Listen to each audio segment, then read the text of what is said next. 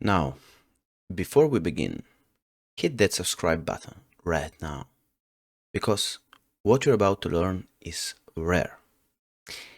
This is the kind of knowledge people guard, and when you understand it, you will start seeing the world and people completely differently. This isn't one of those quick tip 5 minutes video. This is a deep dive into one of the most powerful archetypes in history, the Siren. And if you stay with me until the end, you will understand exactly why people with this energy can pull others into their orbit without chasing, without convincing, without even trying. It's the kind of thing that makes a video like this worth bookmarking, because you won't find it broken down like this anywhere else. This comes from Robert Greene's The Art of Seduction, a book that has shaped how world leaders, actors, and even entire marketing teams think about influence. If you're new to Greene's work, he's the author of the 48 Laws of Power, Mastery, and the 33 Strategies of War. He doesn't deal in fluff. He deals in what actually works. And the Siren is one of the most dangerous tools in his arsenal.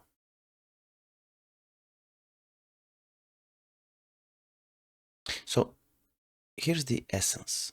The Siren doesn't pursue, she attracts. She creates a gravitational pull so strong, people move towards her without even realizing it. Think of Cleopatra, Marilyn Monroe, the mythical mermaids who could lure sailors to their deaths with nothing more than a song. That's the Siren.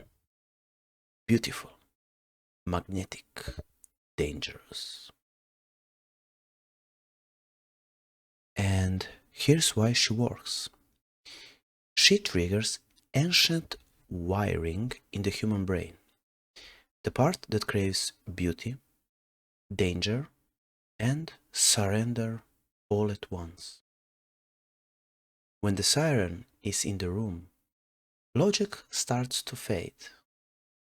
People stop thinking straight. They're pulled into a fantasy, and they want to stay there. So, in this video, you're going to get the full psychological blueprint of the Siren, how she bypasses reason and hits straight at desire, the historical and modern examples that prove her power, how to channel this energy in today's world without losing your authenticity, and the fatal mistakes that instantly break the spell. And guys, this is more than a history lesson. This is about influence, presence, and power.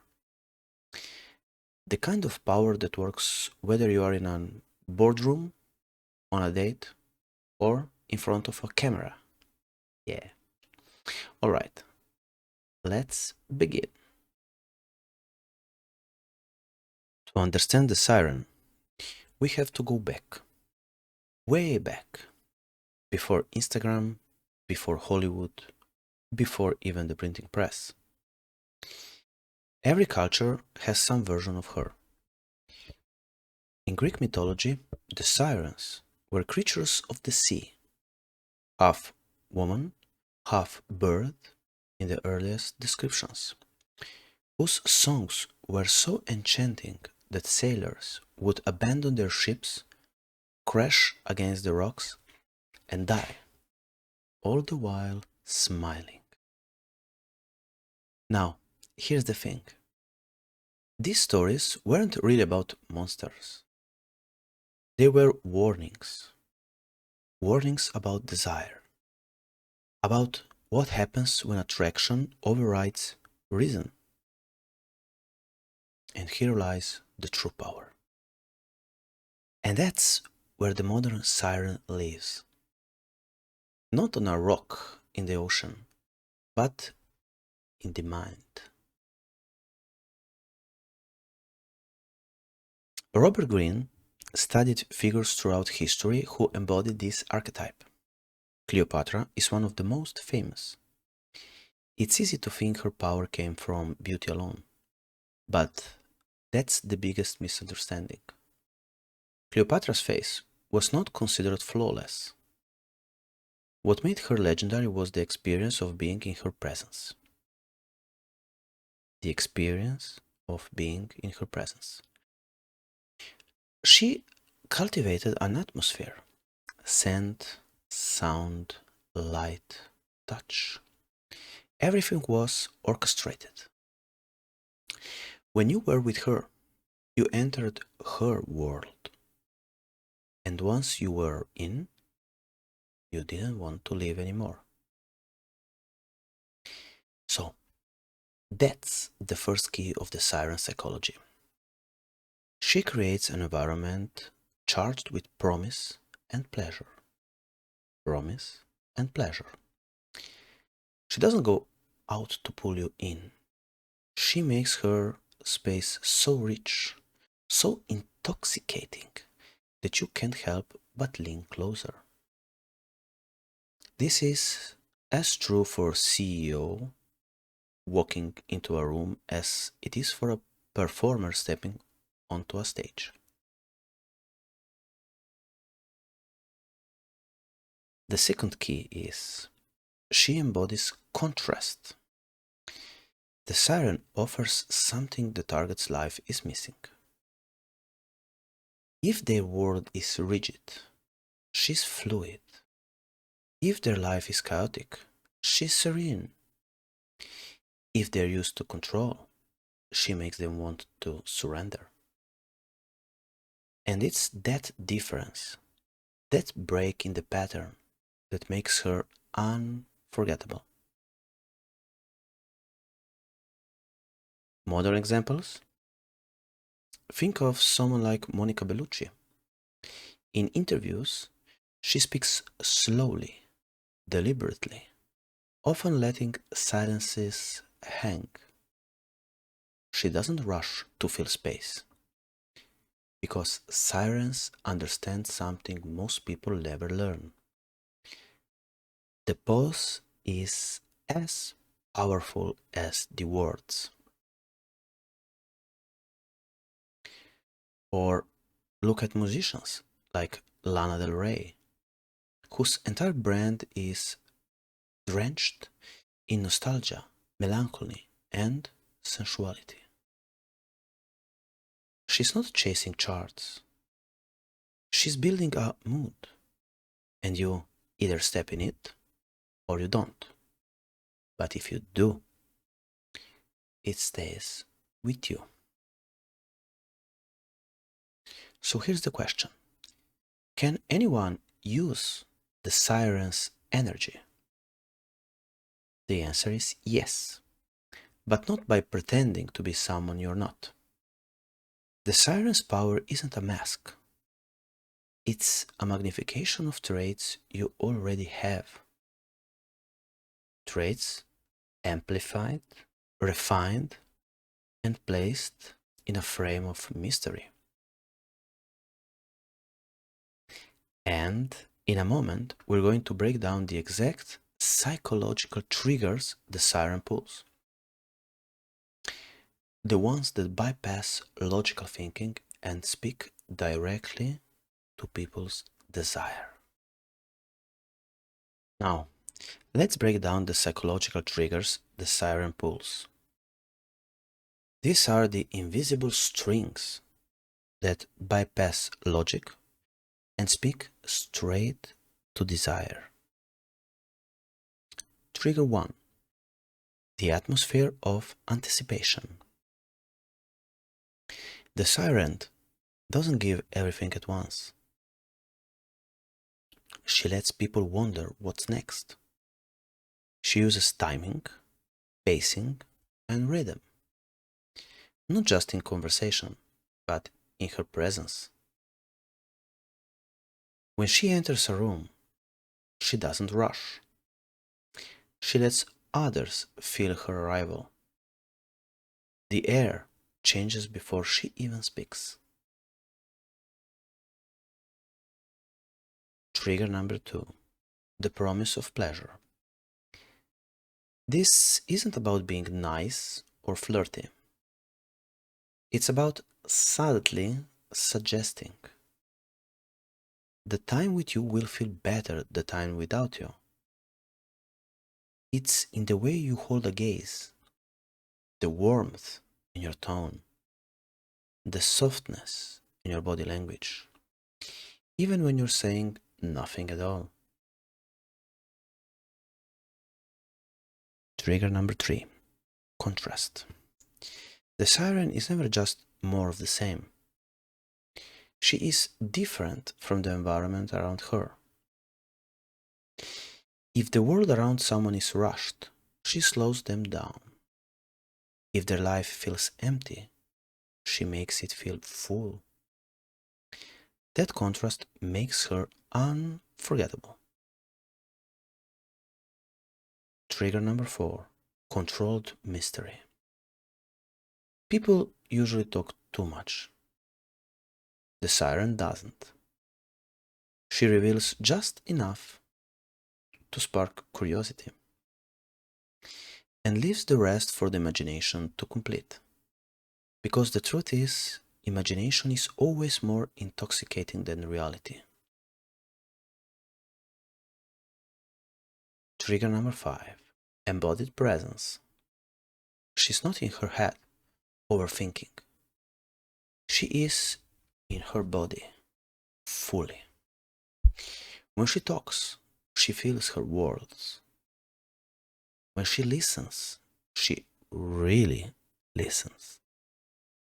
She isn't distracted. And that's rare enough to feel magnetic. And here's the secret most people miss. These triggers aren't about seducing everyone.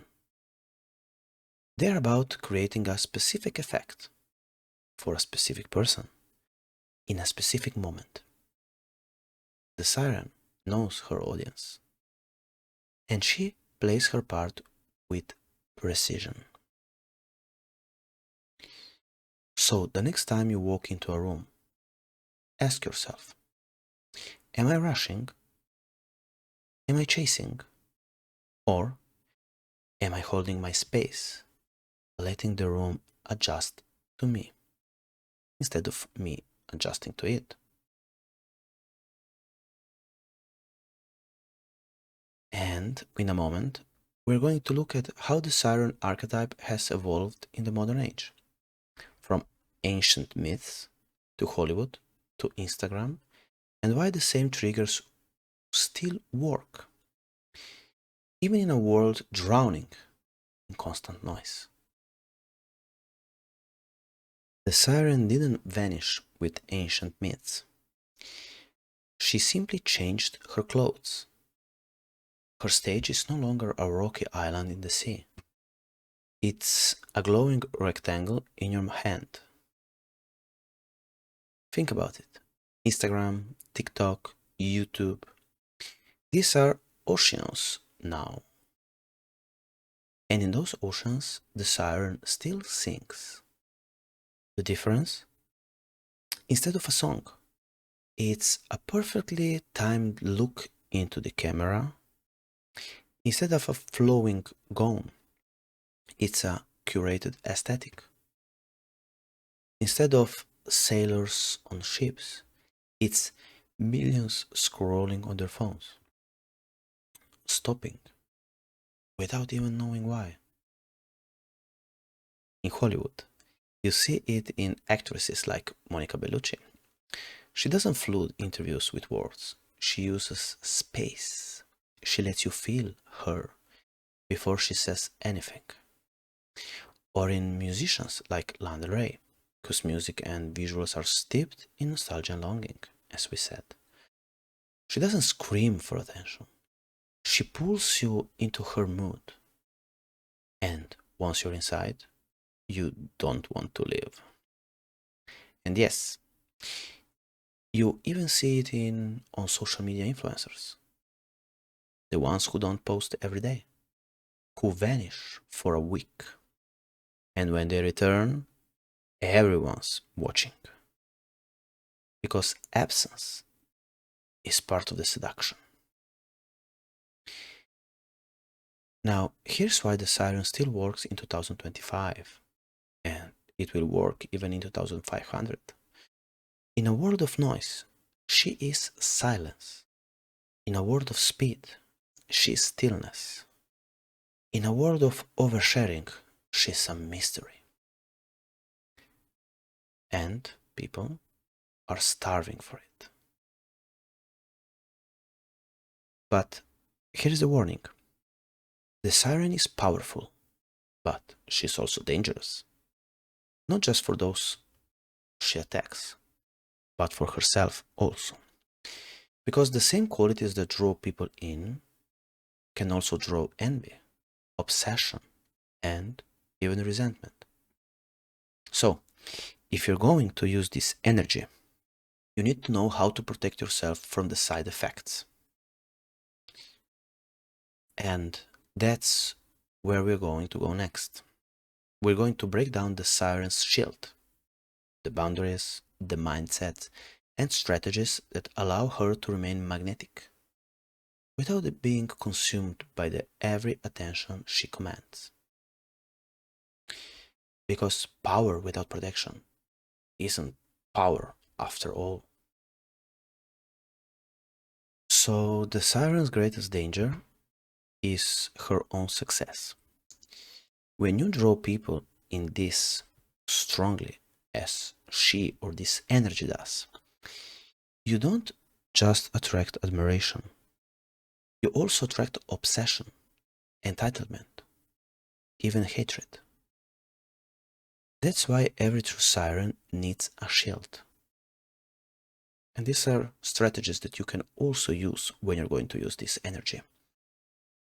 So, the shield number one are boundaries. The Siren decides who gets close and how close. Her magnetism doesn't mean unlimited access. In fact, limited access increases desire.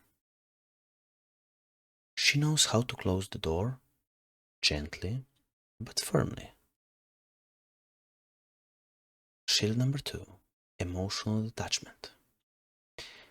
This doesn't mean she is cold, even though she might seem that way. It means she doesn't need the attention to survive. She can enjoy it, play with it, but she's not addicted to it. She doesn't need it. If she lost it all tomorrow, she would still be whole. Shield number three, control of the narrative.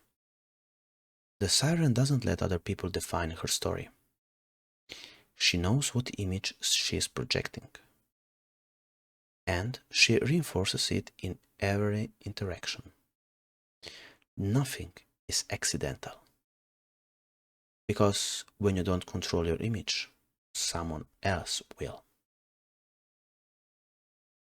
Shield number four, selective vulnerability. The Siren shares, but with precision.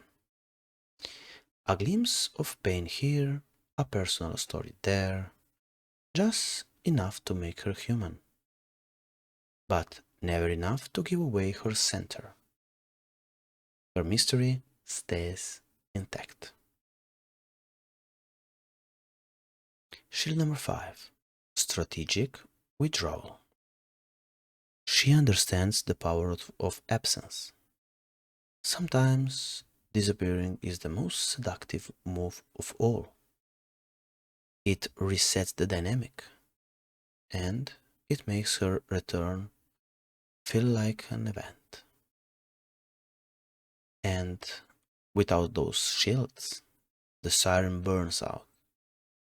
She gets consumed by the very attention she once controlled. But with them, she can sustain her presence for years, even decades, and remain untouchable. And here is where you need to be careful. These shields are not just for protection. They are part of the seduction itself. People are drawn to what they can't fully have, to what they can't fully figure out. And that is the Siren's internal advantage. And in the next section, now, we're going to dissect the body language of the Siren, how she moves, how she uses space, and why her physical presence is just as important as her words. Because the truth is, the Siren doesn't just speak seduction, she embodies it. Words do matter. But before you speak, your body has already spoken. The Siren understands this, usually subconsciously, and she uses this to her advantage. First, the pace. The Siren never rushes.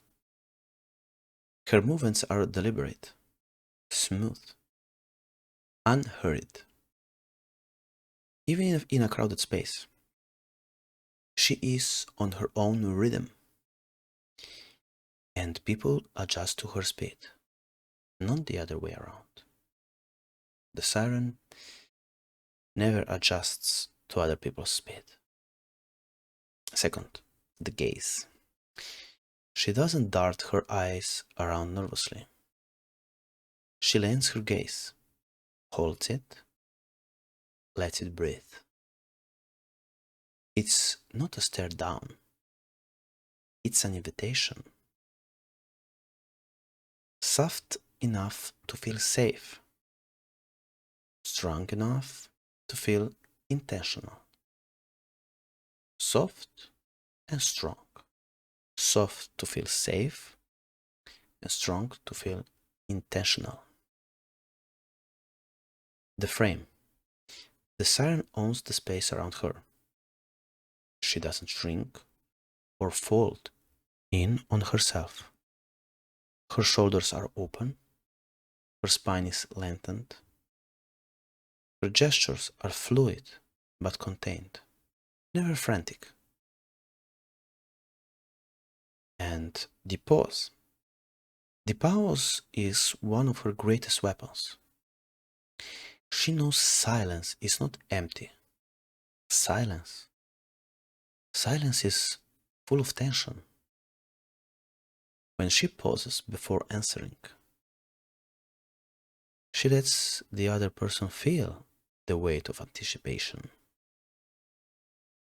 That pause makes her words land harder. The touch, used rarely, but when used, it is used with precision.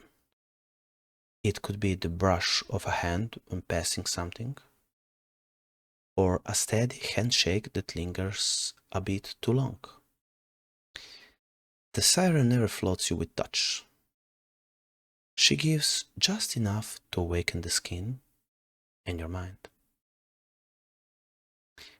And here's something even more subtle. The breath. The Siren breathes fully, slowly. Her voice rides on her breath, not on tension. This makes her sound grounded, calm, in control. It's never just about what she says. It's how it feels to hear her.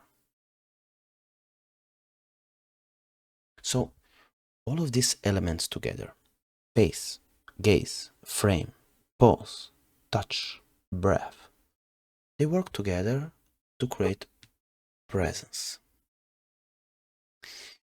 You cannot fake it by just copying the moves. It has to come from a deeper place, from a decision to inhabit your body fully, instead of hiding in your head.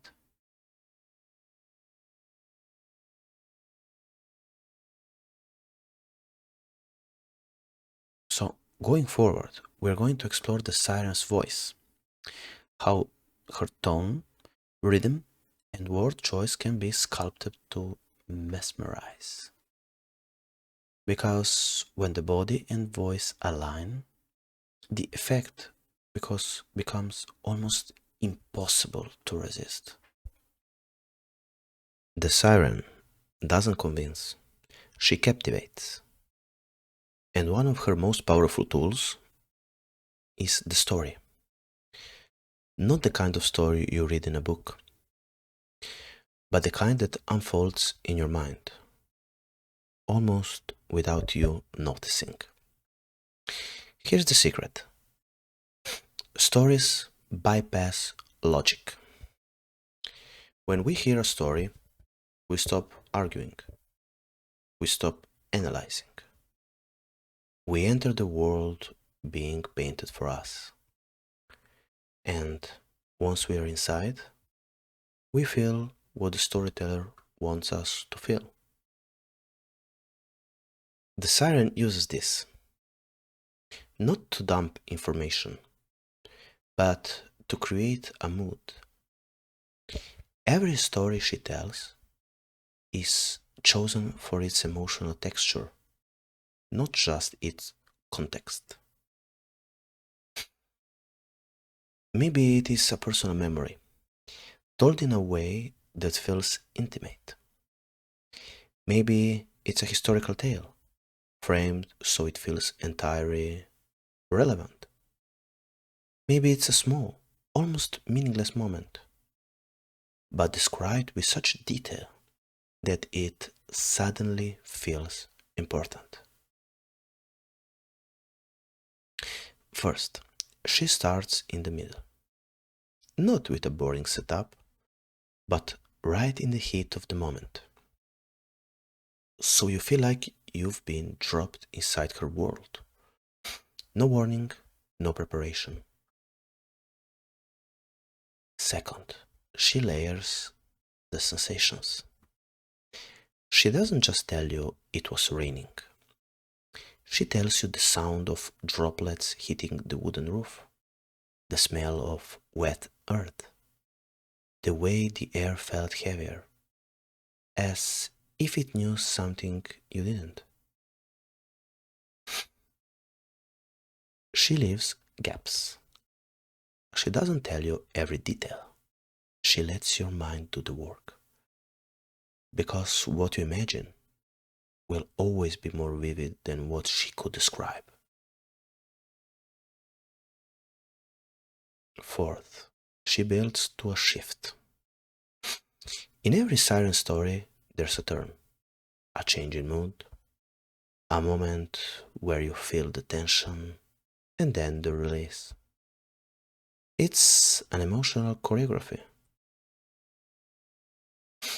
And here's the real mastery. She knows when to stop.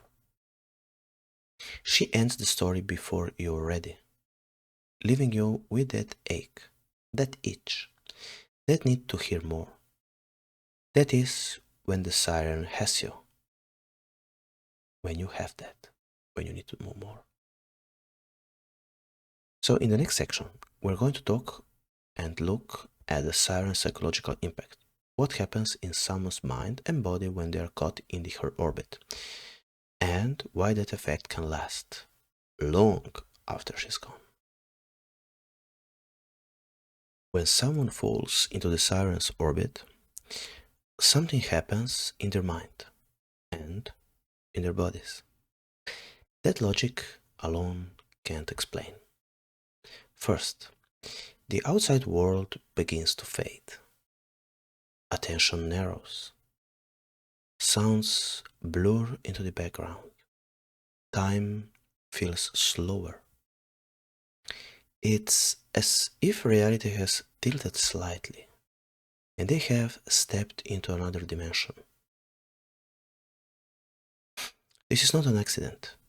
The siren's presence activates part of the brain linked to desire, reward, and emotional memory.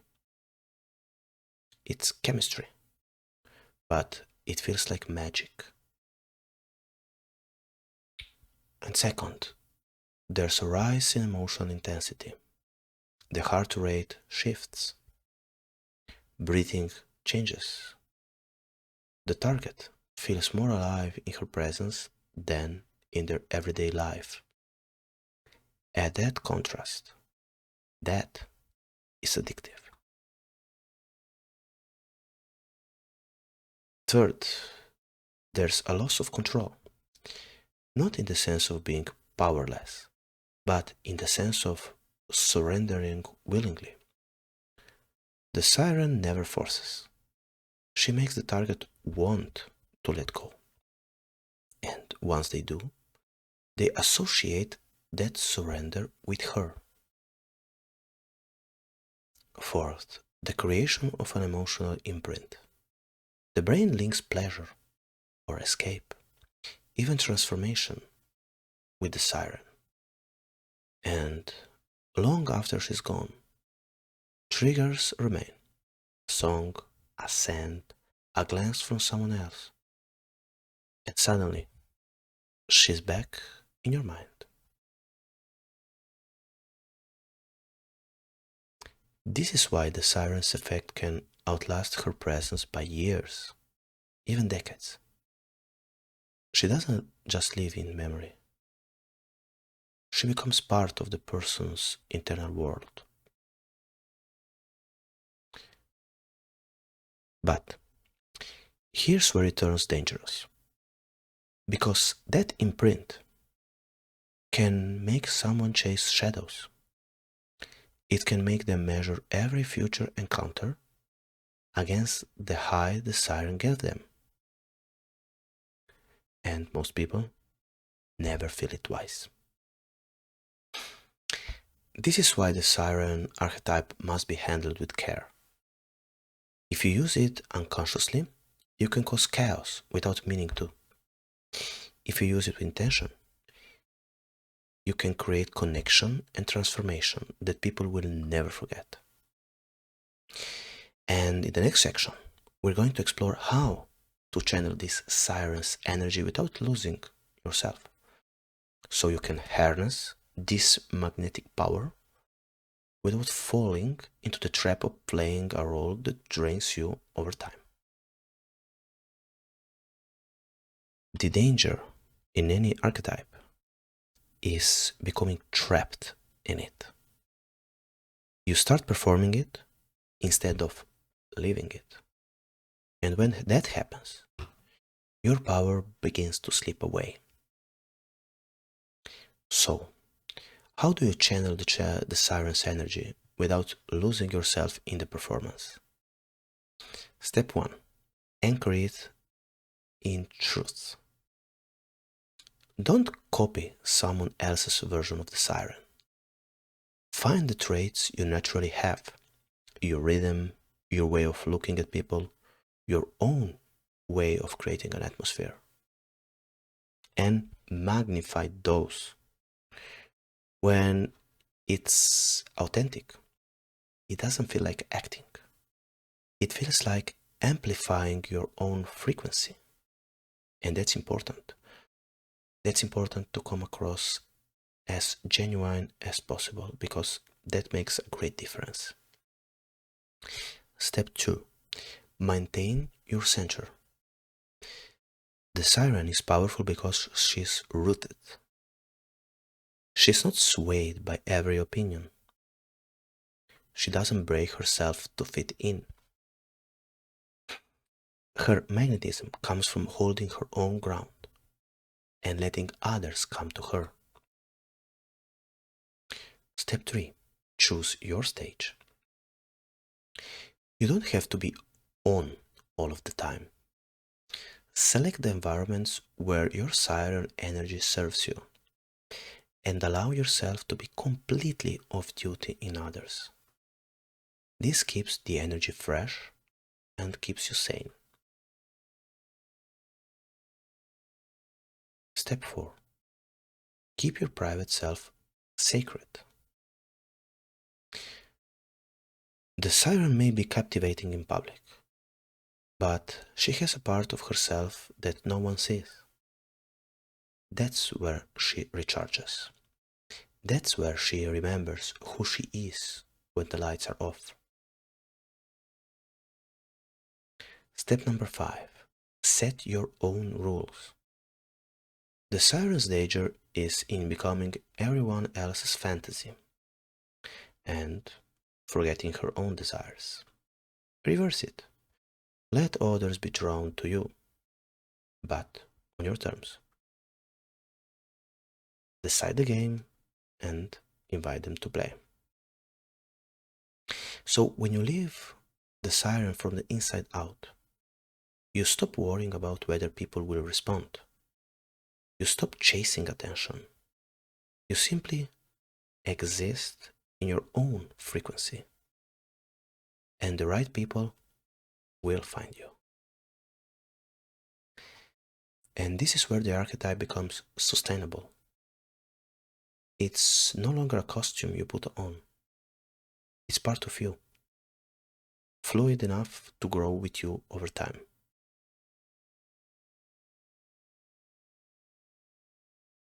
Now, to connect with the siren, to truly win her over, you have to understand something most people get wrong. You don't conquer a siren. You earn entry into her world. See, the mistake most make is trying to outshine her, compete with her attention, or demand her focus. The siren doesn't respond to force. She responds to resonance, to resonate with her. Step 1. Meet her energy without chasing it. If she moves slowly, don't rush. If she's playful, match her lightness. If she's quiet, hold the space. This shows you're not intimidated and that you can exist comfortably in her rhythm. Step number 2. Give her your full presence. When you speak with a siren, your phone doesn't exist. Your eyes don't wander. You're not scanning the room. You are here. You're here with her. If the rest of the world has melted away. Step number 3. Offer depth, not performance. The siren attracts endless attention. Most of it shallow. What cuts through the noise is genuine substance. Share thoughts she hasn't heard 1,000 times. Ask questions that make her pause before answering. Make her think, and you will stand out. Step number 4. Hold your own mastery. Hold your own mystery. The siren is used to being the one who intrigues. When you give her something, a glimpse of your past, a passion, a story, but not the full picture, you create a dynamic where she leans towards you. Step number 5. Never try to cage her. The fastest way to lose a siren is to make her feel trapped. She needs freedom to move, to vanish, to reappear on her terms. Respect that, and you become the safe harbor she chooses to return to. And here's the paradox. To win her over, you have to be willing to lose her. Here lies the true power. When you can enjoy her presence fully, without clinging, she feels it. And to her, that is magnetic. Because the truth is, the siren isn't looking for someone to complete her. she's looking for someone whose world is already rich. Someone she can share her magic with, without becoming her burden. In the next section, we will explore the dark side of chasing the siren, the mistakes, obsessions, and self-sabotage patterns that have destroyed men and women alike, and how to avoid becoming another name on her list of lost souls. Chasing the siren. Chasing the siren is like chasing the horizon. The closer you think you are, the farther away she moves. History is full of those who fell under her spell and never recovered. Kings, warriors, artists, men and women who abandoned their purpose, their kingdoms, their sanity, for one more taste of her presence. Here's the first danger: obsession. The siren's magic is addictive.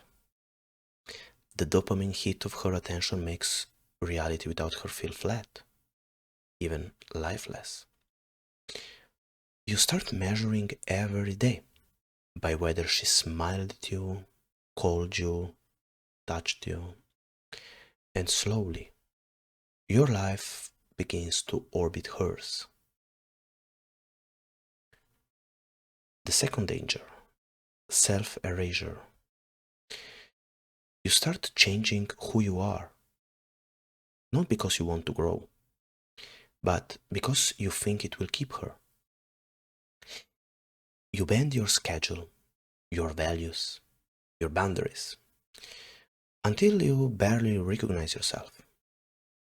And when she leaves, you have nothing to return to. Danger number 3. You start to neglect your own mission. The siren's allure can make you forget why you existed before her. Men have abandoned empires. Women have abandoned long-lived dreams, just to stay near her glow. And once the glow fades, regret takes its place. And here's the cruel truth: the siren doesn't always mean to destroy, but her energy, like the sea, is indifferent to the ships it drones. She is what she is. This energy is what it is. And if you step too far without anchoring yourself, the current will pull you under.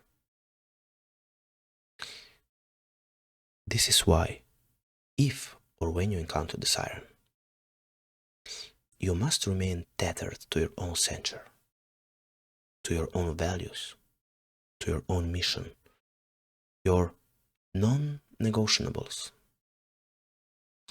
Because without those, you will not survive the pull. Some of the history's greatest tragedies, and some of its most haunting love stories, exist because someone mistook the siren's presence for a permanent safe harbor.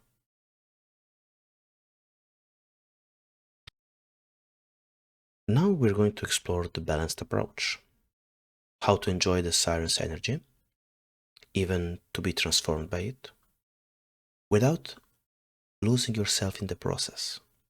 Because the goal is not to escape her, but to dance with her without drowning.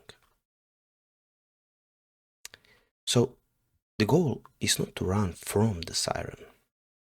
It's not to fear her or to build walls so high you never feel her pull. The goal is balance. And a balanced approach means you can enjoy her energy without needing it to feel whole. You can let her inspire you without letting her consume you. Step number 1: anchor to your mission. Before you step into her orbit, know exactly where you're going in life.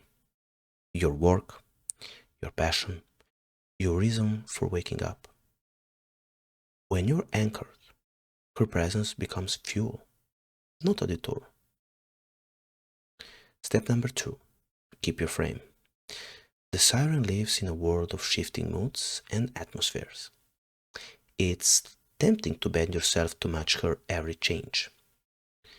But the more you stay in your rhythm, the more she respects you,